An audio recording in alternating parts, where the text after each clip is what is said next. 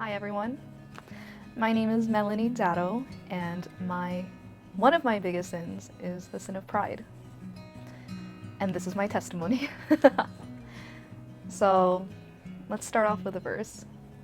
In Proverbs 28:25 it reads, "He who is of a proud heart stirs up strife, but he who trusts in the Lord will be prospered." So a little background for me. I grew up in a family of five, with two older siblings, and I'm the youngest. I would consider myself a jack of all trades, master of none type of person. I don't know, I always felt, even though we're not supposed to, but we've all done it before, always felt like compared to my siblings, like my sister excelled in her studies. My brother excels in music and a lot of street knowledge essentially. But me, I'm just like right at the right at the balance of those. Why did I choose nursing as a career path though? There was a moment when my brother was sick and my parents were in his room. I was also there. All of a sudden, they were speaking English, but it was in a different still like a whole different language. They were speaking in medical jargon. And I was so fascinated by the way they were assessing my brother and trying to diagnose what's wrong with him and just being the nurses that they really are. And that was the moment that I felt that I would follow in my parents' footsteps. I know some other, students have been forced to go into nursing because, of course, it's a good profession, the pay is good, and yeah, like it's a good profession to have, and you can apply the things that you learn in nursing to your life as well. But for me, no, I saw myself being a nurse the moment that my parents were helping my brother out, and I don't know, I liked helping people in that way as well. Following my parents' footsteps, I also went to the school that they attended for university called the Adventist University of the Philippines, along with my siblings. And learning to be the nurse that I am today, AUP gave me that opportunity that cannot be given anywhere else. The hands-on learning and the teaching that was involved in school, they were experiences that I can't forget. But the moment that I graduated from AUP, that's when I realized that, oh man, it's really starting now. It's really starting. This is my path. I went to school for almost 4 years. I can't let my parents down. I can't just go back on my word and just change my career path because of all the efforts that they put in for me to become the nurse. Coming from a foreign country, of course, it takes a while for our paperwork to get processed. So essentially that took almost up to a year for me to finally be able to take my exam. We're waiting for something called the ATT, which is approval to take test, I believe. Up to that point, like you just graduated from college, you want to relax a little, studying isn't, your top priority. And I wish it was, but it wasn't, unfortunately. So I finally received my ATT in April of 2019. So I had 3 months to take the exam. So I waited until literally the last day that I can take it, which was July 18, 2019.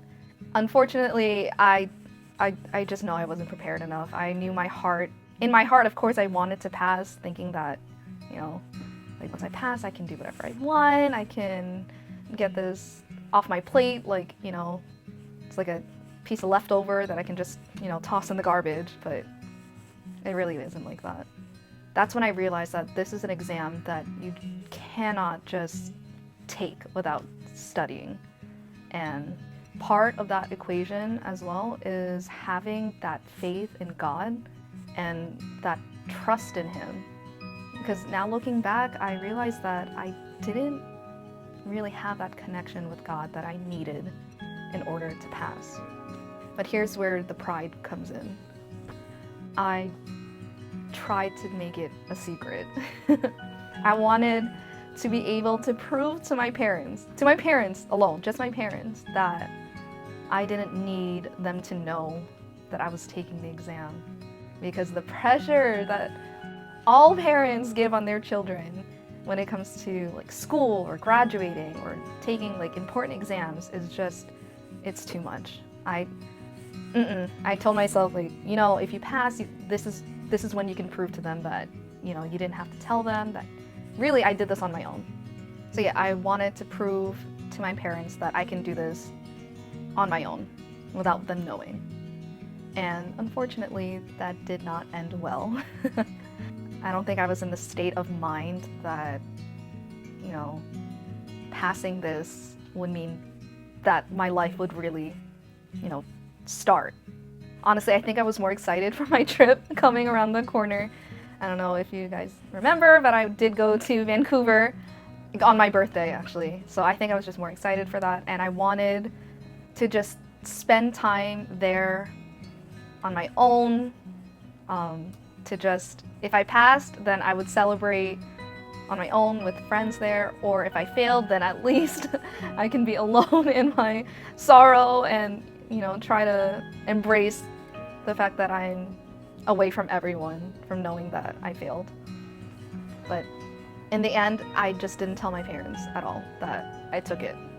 So they didn't even know. They just knew that I dropped a bomb on them and told them that I was going to Vancouver, and that was it. I was going to Vancouver for my birthday. Afterwards, after I found out that I failed, of course I tried to apply again. And here comes around December of 2019.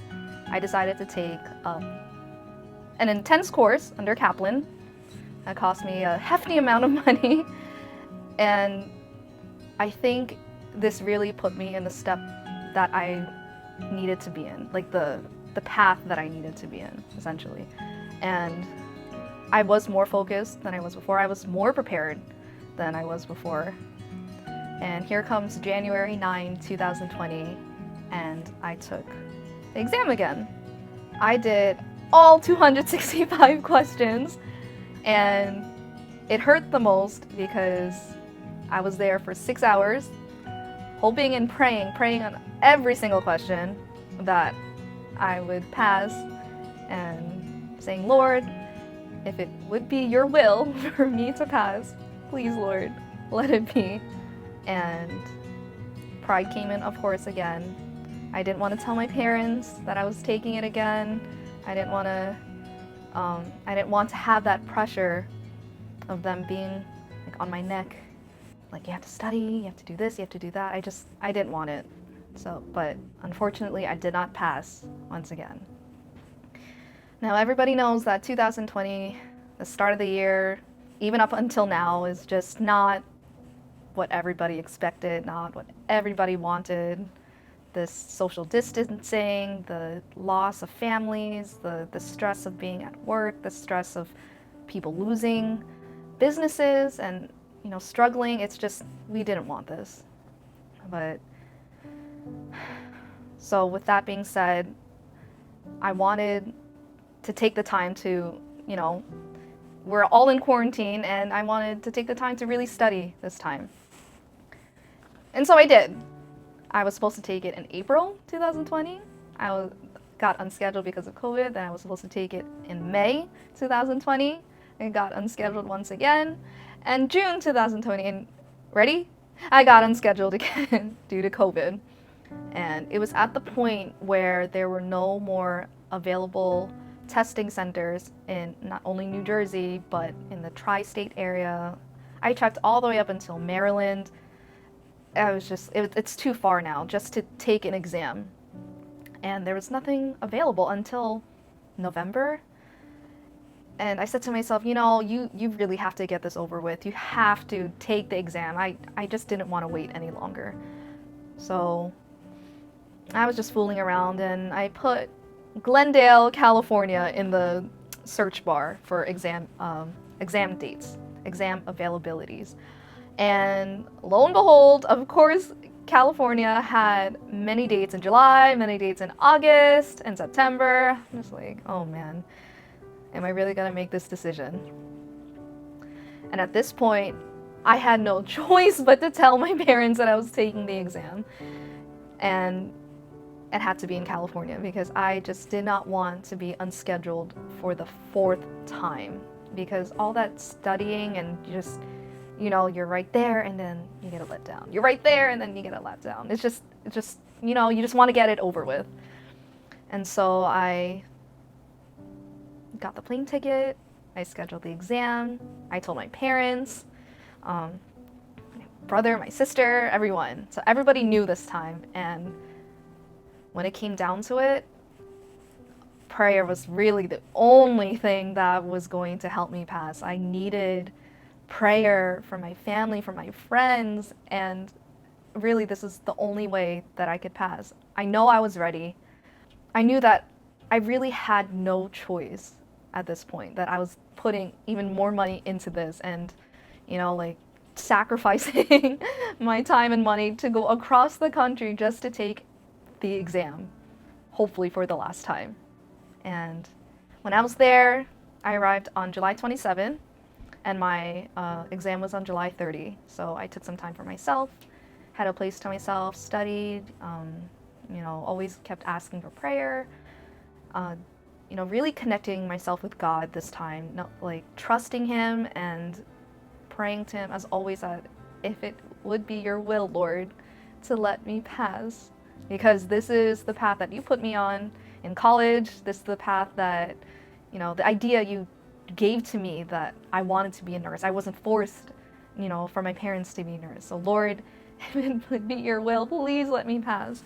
And I remember I wrote this on this little memo board that, this verse really hit me. So I'll read it to everyone. Ephesians 1 verse 11. In Him also we have obtained an inheritance, being predestined according to the purpose of Him who works all things according to the counsel of His will.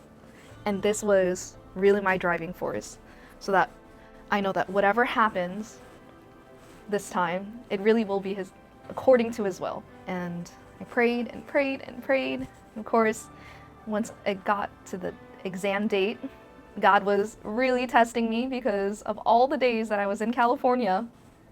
An earthquake happened at 4:30 in the morning on the day of my exam, and I woke up with heart palpitations and being scared, so scared to the core that I thought something bad was going to happen to me, and it just turned out to be an earthquake. And I had to wake up for my exam 2.5 hours later, woke up really groggy.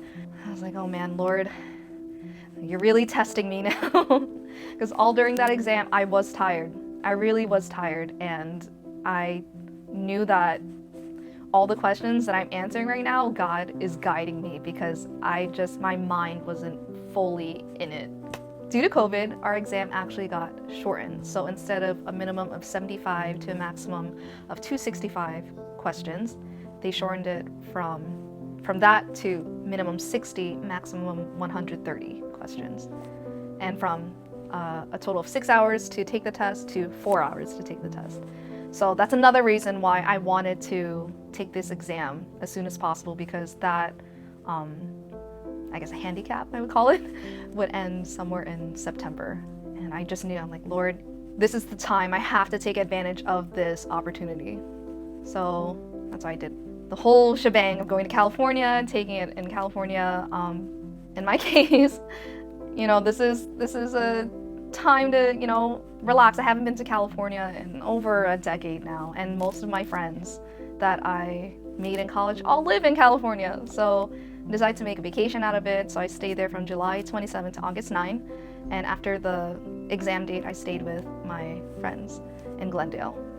And I told them, I know the exam results are out, but I do not want to look at them because in case that I fail, the rest of my vacation wouldn't be ruined. that's it. I told them, let's just celebrate the fact that I'm there and the fact that I'm seeing you guys again after 2 years after college, and the fact that I just may or may not have passed the exam. So celebrate my presence pretty much. And yeah, going home on August 9, I had a layover in Houston, Texas. A long layover. Almost 7 hours of a layover. And there wasn't that many people at the airport waiting for their ride to Newark. So I was just bored, talking to my friends, catching up with them over FaceTime. And my sister was telling me where I could work, like where I could apply and all these things. I'm like, you know what?